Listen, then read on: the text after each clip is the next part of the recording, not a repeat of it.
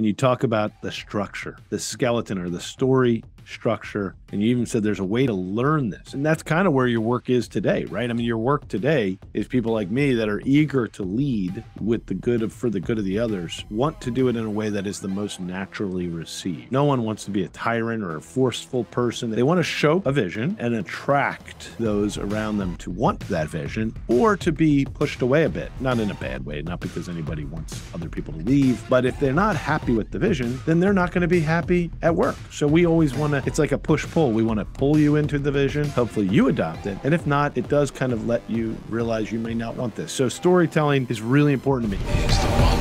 I have a dream. With great power comes great responsibility. I could do this all day.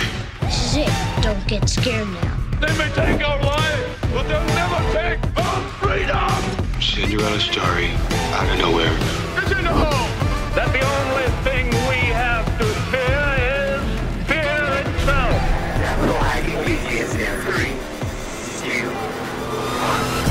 Welcome back to Capital Hacking. Hey, I don't know if you're allowed to say hey unless you're a horse, as my teacher from second grade would have said. It is Josh McCallum. You are back for your personal audio mastermind, our service. It is our pleasure to bring you this. Now, today's content has to do with storytelling. And, before you change the dial, if you're one of the people that Paul mentions in the podcast who don't like the word story, I get it.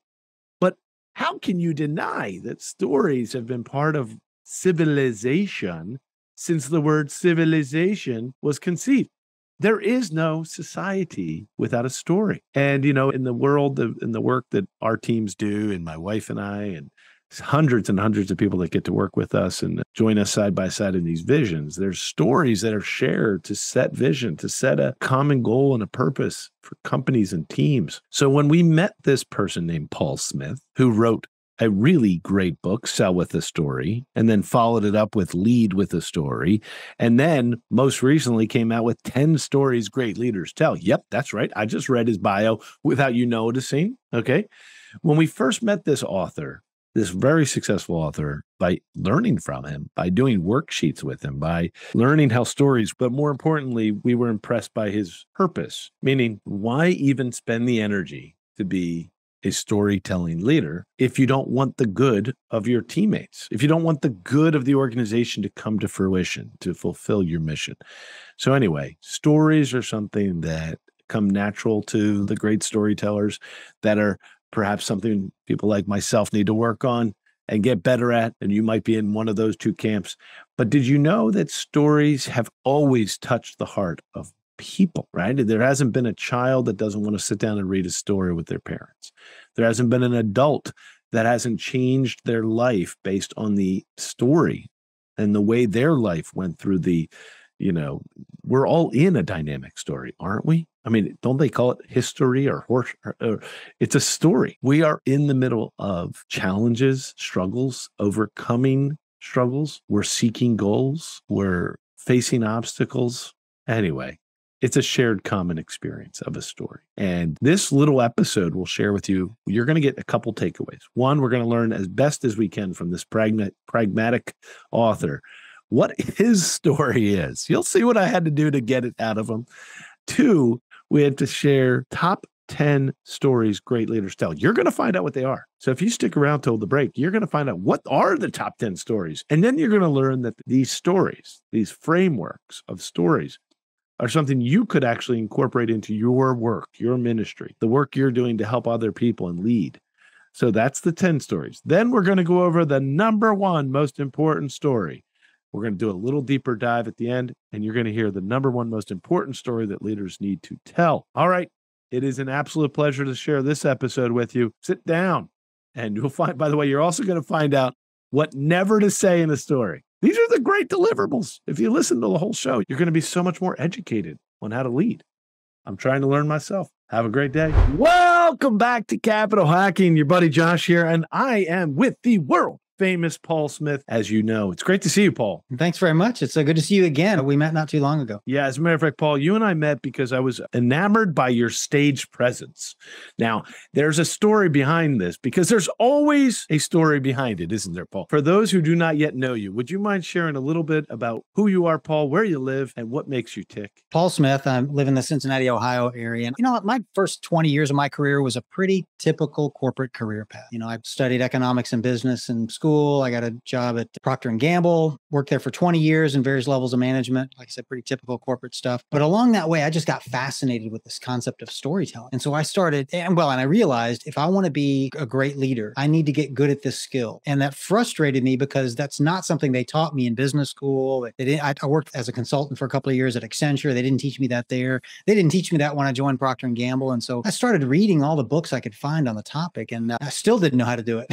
And so I literally started interviewing leaders who I thought were particularly good at, starting inside the company, like up to and including the CEO and chairman of the board. And then I started interviewing people outside the company that I thought were good at it. And eventually along the way, I realized, gosh, if I want to know this stuff that badly, maybe other people do as well. And so it stopped being my own little selfish learning journey and became an idea for a book. And so, then I was doing this research, not just for me, but to write a book about it. That became the content of my first book, Lead with a Story. And that book it changed my career path, right? So, because it turned out a lot of other people did want to know exactly that. And I think that first book is now in its 11th or 12th printing, and it's in 7 or 8 languages around the world. And so I very quickly ended up leaving the company and becoming a full-time researcher, author, speaker, trainer on the topic of storytelling at work. And that was 10 years ago. And so that was a radical shift in my career to an entrepreneur, a solopreneur, if you will, an author and speaker. And that's kind of what I do now. Yeah. And we were extremely impressed by the work you do. As a matter of fact, the book that you talk about a lot is The 10 Stories Great Leaders Tell, is your most recent work. I'm getting the strong overtones of a gentleman like a Jim Collins at work in your heart. This idea of researching for effective knowledge to effectively change your life and change the way other people do business. So we admire that about you. This show, Capital Hacking, tends to talk a lot about the 2 types of capital, human, and the work we can do on ourselves to develop our own value to the world and to ourselves and our family. And then the financial capital and how to create capital formation and all kinds of things needed for business. But both are needed, human and financial. And your storytelling skill and your focus on it is really a great combination. Like, in order for business to work, you say one of the, maybe even a hack, right? One of the core ways to lead is through a story. And you're not the first person to say that, are you, Paul? I mean, tell us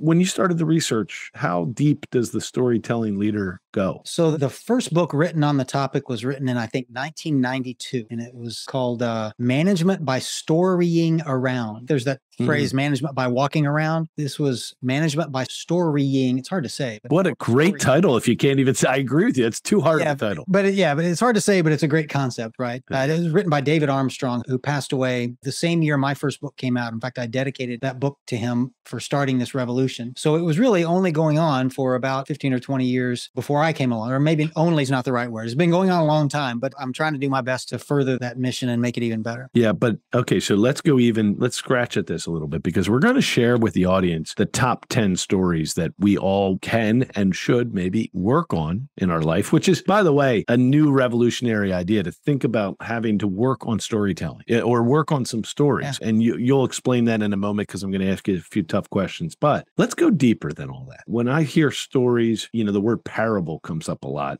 And that goes all the way back to the ancient scriptures and things like that. But it goes way before even the scriptures were written. Parable. And is there a difference between the word story and parable in your definitions? I don't think so. I mean, there are a lot of words that kind of mean story, parable, story, anecdote. And the distinction between those, to me, is not nearly as important as the distinction between those set of words and other things that we say at work that are not a story, like a speech or a presentation or a recommendation or an email or a memo. Those things are decidedly not stories. Right. Even a case study is kind of a story. It's kind of pretending to be a story, but it's not, because the company did this and the company did that and the company did this. Well, stories are about people, human beings. So if Josh did this and Paul said that and Sally did this, okay, now that sounds more like a story. But if ABC company did this and XYZ department did that, well, that's probably not a story. Well, those are some of the things that we're going to tease to the audience, because if we share with them that you have dissected, like Jim Collins in Good to Great, you've dissected what great stories are, just like great companies, and you talk about the structure, the skeleton or the story structure. And you even said there's a way to learn this. And that's kind of where your work is today, right? I mean, your work today is people like me that are eager to lead with for the good of the others, want to do it in a way that is the most naturally received. No one wants to be a tyrant or a forceful person. They want to show a vision and attract those around them to want that vision or to be pushed away a bit, not in a bad way, not because anybody wants other people to leave, but if they're not happy with the vision, then they're not going to be happy at work. So we always want to, it's like a push-pull. We want to pull you into the vision. Hopefully you adopt it. And if not, it does kind of let you realize you may not want this. So storytelling is really important to me. And then I'm kind of trying to follow your lead, brother. I've been to 2 of your presentations. I got the anatomy or the structure of a story. So when you meet a person like us that's eager to learn, where do you start, Paul? When you want to teach somebody like me and the thousands of people listening today, where do you start? We typically start a little bit like we just started this conversation. What is a story and what's not a story? So they know the difference. And as you might remember, we probably went through a few little exercises. Oh yeah, that's a story and this one's not. A story has a time, a place, a main character. That main character has got a goal or and an obstacle getting in the way of that goal, and there are events that transpire along the way. So those are some of the criteria that you're looking for to know and to differentiate a story from things that are not a story. So that's where you got to start, is to know what it is that you're talking about when you talk about storytelling. Then we talk about why it's important, what's kind of that human psychology behind why storytelling is so effective. And third step is typically what stories you need. And that's where we start with that list of the 10 stories great leaders tell, because there's really dozens and dozens of stories that you probably need over the course of your career. But that's a nice place to start, is what are the most important 10 that I should start working on? And then you can get into how. And notice all of that happens before you talk about the structure. How do you create the right emotional engagement? How do you create a surprise ending? All that how stuff is totally unhelpful, confusing, and unnecessary if you don't know what a story is, why they work, and what stories you want to tell. Those things have to come first. Yeah. And I think,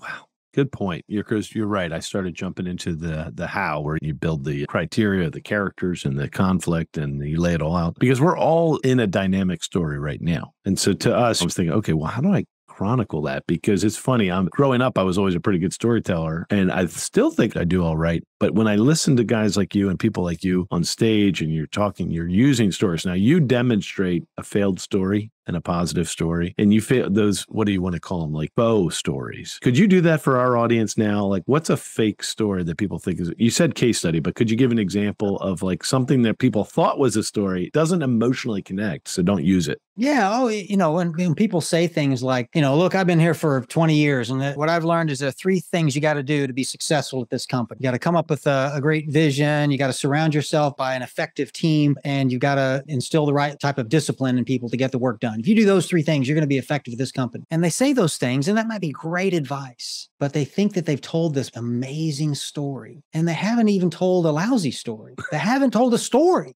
They've just given people advice, which, as the boss, as the leader, it's your job to give good advice. You have to do things like that. And there is nothing at all wrong with doing things like that. What's wrong is saying something like that and thinking that you've told this compelling story, and you haven't. You've just given people good advice. And as you recall from class, I don't think you should walk around all day long telling stories. I mean, in fact, I think the number I gave you was 10 to 15%. 10 to 15% of the time, you ought to be telling stories.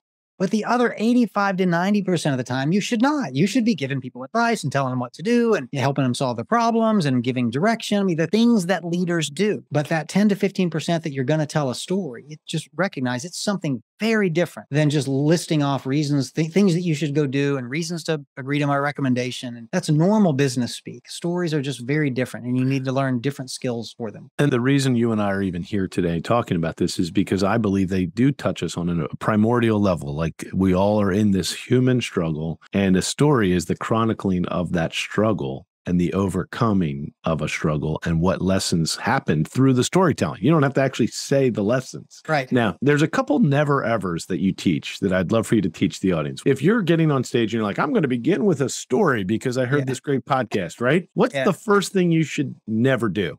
No, I think I'm asking the question correctly. You are, and you just did it, right? And I know why you did it, right? Because you don't start by telling people you're going to tell them a story. Wait. Time out. That's revolutionary. So I get up and I'm like, we're about to tell you all about the science of our business today. Let me begin by telling you a story.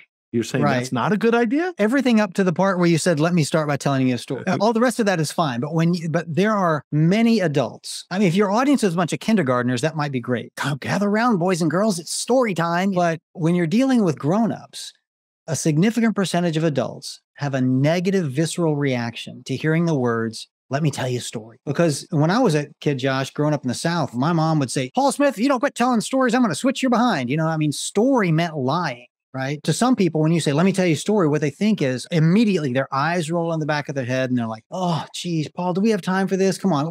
Can you just tell us what you need us to know? Telling an adult that you want to tell them a story is like telling a 5-year-old kid, it's time to stop playing with your friends outside and come inside and take a bath, right? In both cases, they don't want to do it. But in both cases, once they get in it, they love it and they don't want to get out. Right. So you don't tell a kid it's time to take a bath. You just go put them in the bath. Right. And you don't tell an adult, I'm going to tell you a story, because they think you're just going to waste their time with the boring, irrelevant story. Just tell them the story. Don't announce that you're going to tell the story. That's the first thing for sure not to do. So maybe I didn't cover that with your group. That's it. Never say, tell them a story. And are there any other never evers that people commonly fall into the trap? Yeah. Just starting out a story by giving away the ending or the lesson that they're going to learn typically ruins the story, right? I mean, stories, when you're making a recommendation, you lead with the end in mind.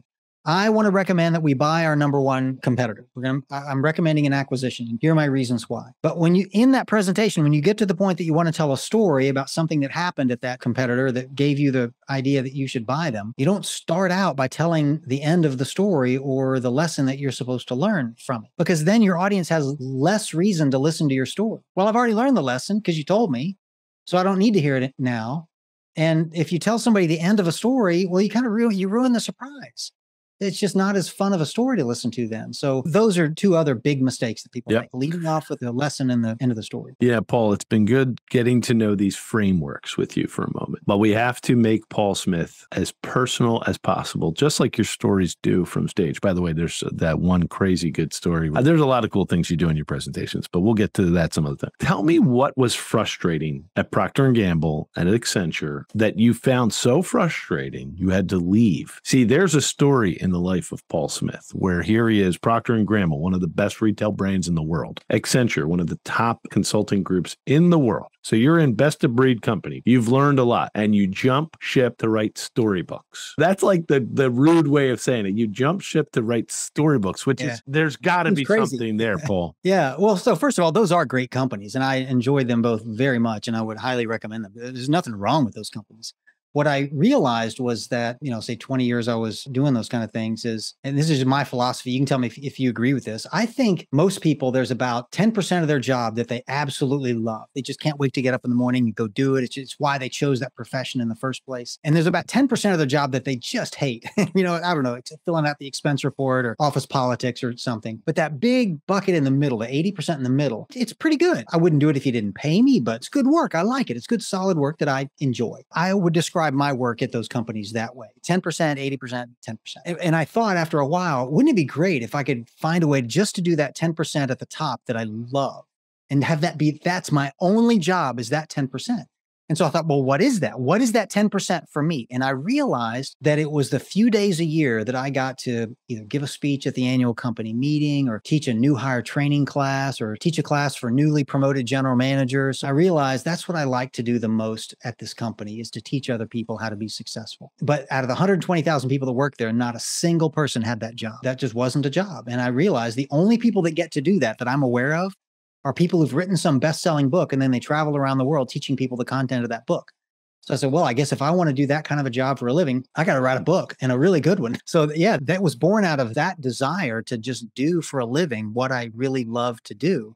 And I had to create the job because it didn't exist. Okay. So what year was that? That's a tough thing to do, by the way. That was 2012. That was 10 years ago. So I've been doing this for 10 years. And in 2012, this is really cool. I imagine all of us are leaning into it. So in 2012, you have this, they call that the Jerry Maguire moment, right? Like you're about to do something really hard, but it's going to be rewarding. I love how you threw out there, I guess if I want to be a teacher, I have to write a best-selling book and then be invited to speak. Okay, bro. Not many people ever write a best-selling book. So that's a big jump from like, oh, I guess I want to do this. Come on, there's got to be like, what's that journey to writing a best-selling book? Yeah, well, first of all, I guess the idea was in 2010. That book didn't come out till 2012. But the way I did it was I realized that most books that get published are not that successful and would not support a full-time career doing that. And so instead of having this story I could tell you about how, oh yeah, I woke up that morning, I walked into my boss's office and I quit. And then I went and started writing this book. Well, I'm not nuts, right? So I'm more risk averse than that. So I started working on the book nights and weekends for a couple of years until I had something that was good and found a publisher and it came out. And even then I did all that while I still had my full-time job. And then even then I waited for like 6 months to see how it would do in the marketplace. And it really quickly went into second and third publishing. And I started getting a lot of phone calls to come do exactly the kind of thing that I did with your DLP group. And after about 6 months of that, I'd spent all my vacation time going and doing speaking engagements. That was like the success criteria. Okay, that tells me that there's a full-time career potential with this. And that's when I quit. So I did it in a more pragmatic way. But I wanted a full-time job, not just some hobby on the side. Yeah, Paul, we're going to take a quick break because my wife, Melanie, always says hello to the audience because we have this fun thing she does with me and the community. Good. So when we come back, though, this is the cliffhanger for all of us. There are 10, as we said, the stories great leaders tell. Let's make sure we hear what those are. And then we're going to do another surprise question after that. So we'll be right back. Hi, this is Melanie McCallan. Josh and I are just so grateful for the many investors who have already joined us at Accountable Equity. Accountable Equity is so much more than a capital group. It's really a community of accredited investors that want to learn and grow together. I just want to personally invite you, if you want to find out more about this type of investment and see if it's right for you and your family, please visit us at accountableequity.com. We are back. And Paul, I have a deep-seated question I'm about to ask you. But before I ask the tough one, would you mind sharing the 10 stories that great leaders tell so that we can pull our pen out and track on this and see how it correlates to our own lives and experience? Yeah, certainly. Now, there are dozens and hundreds probably of stories you need as a leader over the course of your career. But I wrote that book because I got asked a lot, okay, that's too many. Can you give me the top 10? Right? I need a place to start. So I spent a lot of time thinking about it and researching it. And here's the list I came up with. And the first 4 go together because they're about setting the direction for the organization, which is the leader's job, right? So where we came from, so that's a founding. Why we can't stay there, so that's a case for change story. Where we're going, which is a vision story, and how we're going to get there, which I call a strategy story, because a strategy is about how you're going to get from where you are now to where you want to be. Right, so all that's about setting direction. Right, the next 4 go together as well, but they're more about who we are as an organization. So that's what we believe, which is a kind of a corporate values story. Who we serve, which is a customer story, a story about the customer so that everybody you work with can have a visceral human understanding of who the ultimate boss is. The next one is what we do for our customers. So that's a classical sales story, a story about what you do that's so awesome people should pay you a lot of money to do it, right? And then 8 is how we're different from our competitors. Now, I call that a marketing story just because it's typically the marketing department's job to differentiate you versus your competitors. Yeah, but you're explaining in story format how you're different from your competitors. All right, so those kind of go together. The last 2, though, are more personal to you, the leader. All right, so that's why I lead the way I do. And that's a personal leadership philosophy. The number 10 is why you should want to work here. I mean, not you, but you, whoever you're talking to, right? So that's a recruiting story. And those 2 are important because every leader's job is attracting talented people into the organization and having them stay and follow your leadership. Now notice, by the way, some of those sounded like functionally specific stories, and they are, but every leader needs to be able to tell all 10. So if you work in the marketing department, you better have lots of marketing stories. But if you don't work in marketing, you still need 1, right? If you work in sales, you got to have lots of sales stories. But if you don't, you still need to be able to tell 1 sales story. Or the truth is, you really don't know what your company does for your customers. So this is a group of stories that I think every leader, regardless of their functional discipline, needs to be able to tell. You take our breath away because I actually did notate them and I made brackets around them. And I'm going to run through them really quick because for all of us who are students here at Capital Hacking. So I'm going to shorten them to a founding story, a case for change story, a vision story, and a strategy story are all the first core because they set the direction for the company. The second 4 are corporate values-based customer, who the customer is, what do we do for customers, which is sales, and how we're different. That's marketing. Those are the 4 that define, instead of direction, what did you say that category was called? It's how we defines who we are as an organization. And on a visceral level, meaning gut level, I and get all of these reasons why you need to have it. I feel judged a little bit by your stories because I don't have this many cool ideas in my head. Yeah. They might come out naturally, but I can't like pull these babies out of my back pocket. And then the last ones are our personal philosophies of leadership and why persons want to work here. You know, at the end of the day, with us, we always talk about the virtues we're developing as a company. Virtues means we'll never get there, but we're trying. And humility, because there's dignity in each of us. It feels like if we did these stories right, they really respect the dignity of each person. There's going to be a naysayer listening to this podcast, though, Paul, who says, man, Paul, you're just coming up with like a bag of tricks. You know, you're just trying to trick people into doing what you want them to do. And this is contrived, right? Because sometimes when you and I hear a story, I tend to think that it's like I'm the first person they ever shared that with or whatever. Tell me why this is an authentic way to lead. So first of all, the stories that are about you personally are going to be your most genuine and authentic stories because it's just something that really happened to you. I do get there are times where storytelling can feel contrived. And in those cases, I would tell you, well, don't tell one. But remember, only 10 to 15% of the time you should be telling stories. And if you're in one of those situations where a story really isn't called for, you know, if you're in a job interview and the person interviewing you says, I notice here you haven't kept a job for more than 8 months at a time. Why is that? And you say, well, let me tell you a story. You clearly got something to hide, right? So not every time is appropriate to tell a story. And if you can't tell a genuine and authentic story when one is called for, then don't tell a story at all. And that way you'll only be left with the genuine, authentic stories. That's fair. I want to play devil's advocate 2 more times with you because I think you can handle it. You were a podcaster and all that good stuff. I still got to hear a little bit about how you succeeded so well with your book. But before we get to that, there's got to be a new 10-80-20.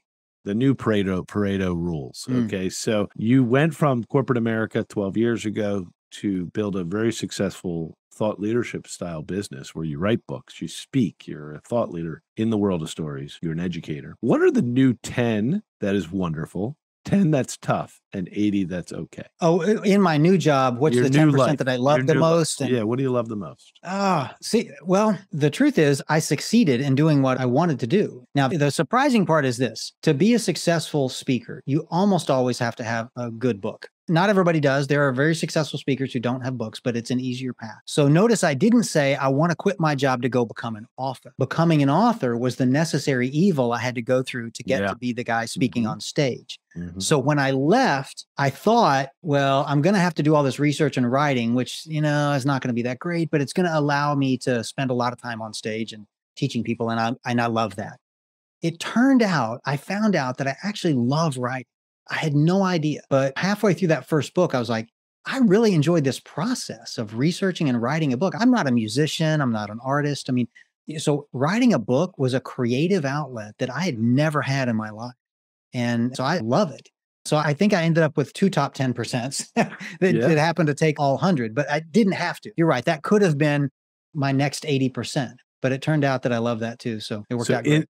So in a way, your life today is, are you still writing books? So I'm not, interestingly enough. So I've written 5 in the last 10 years, 12 years. What I've decided to do now, it turns out, I think 10 years is about as long as I can do something without having a major change. It seems like, right? I spent my first 10 years at Procter & Gamble working in finance and accounting. I spent my next 10 years working in consumer research. Then I quit. I spent my next 10 years as an author and speaker. So what I'm spending my time on now, this is going to freak you out. A year ago, I enrolled in almost full time at the local university here in a degree program in astrophysics, of all things. Whoa. So I am a student along with a bunch of other 18 and 19-year-olds. And I just finished my freshman physics classes. No way. Chemistry and taking astrobiology and geology and modern physics. And yeah, so I'll do it as long as I can handle it, but may get over my head really quickly. But those are just subjects that I've always been fascinated by, but never really studied academically. And so that's my new challenge that I'm spending my time on. I am so impressed, and I am surprised, but I'm very impressed. Where will you actually have a career based on that, or will it be a passion? Well, so the good news is it only has to be a passion project to be successful for me. Like these are just things I just want to know these things. What I don't want to do with it is go become a full-time astrophysicist in an observatory somewhere or be a professor. That's not my goal. I'm not looking for more work. I got plenty of work. What I do imagine myself doing with that, though, is instead of writing books on business storytelling, is writing books on science for a lay audience, but tell the stories of science and not just explain the math.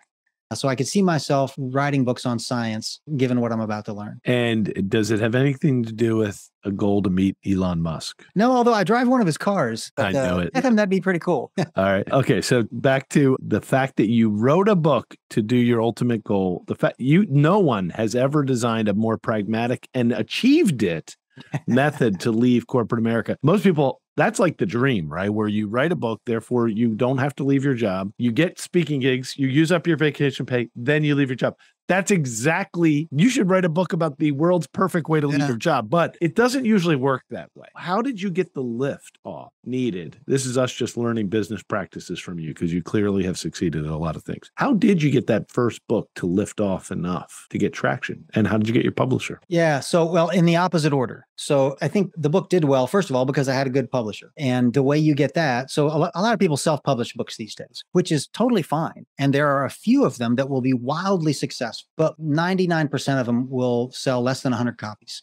Like you'll sell them to your family and your friends, and that's it. And if you want to support a speaking business, which I did, you need to sell lots and lots of books. So I knew that self-publishing was not the ideal way to do this career path. It makes a lot of sense for people that just, I want to be an author. I just always dreamed that I'd be an author, and I can tell people at cocktail parties that I'm a published author, and I still got my full-time day job. That's a great route.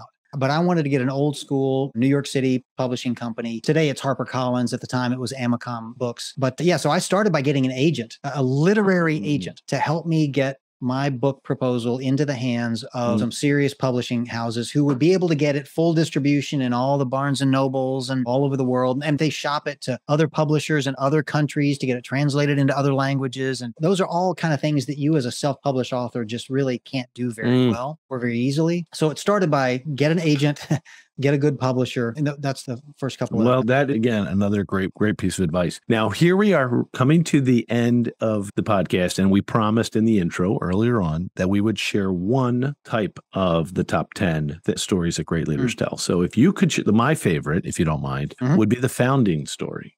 And the story why the founder did it. Would you mind dissecting that so we get a sense of what it's like to learn from you? And then after you dissect it, we'll ask you one final question. Yeah, well, let me give you an example. It's the best way to understand Please this. do. So this one's about a guy named Gary Erickson, who back in the 1980s was running a bakery, making pastries or whatever. And he's also was an avid bicyclist. And so he's out one weekend on one of these like ridiculous 175-mile bike rides around the San Francisco Bay Area with a buddy of his. And of course, with all that riding, you burn a lot of fuel, right? So you got to eat along the way. So he's got these, power bars that he's eating. In fact, he eats like 6 of them over the course of a day because he's like doing so much cycling. And he's ends up at the top of this, I think it's Mount Hamilton or something. He's got 50 miles left to go in this ride. And he's eaten 5 out of these 6 power bars already. And he looks at the 6th one in his hand and he says to his buddy, there is no way I'm going to eat this thing, right? I mean, these things, they sit in your stomach like a rock, and they taste awful and sticky and gooey. And he's just sick of eating these things. That's all he's had to eat all day. And he said, I just can't do it. So he rode home on an empty stomach.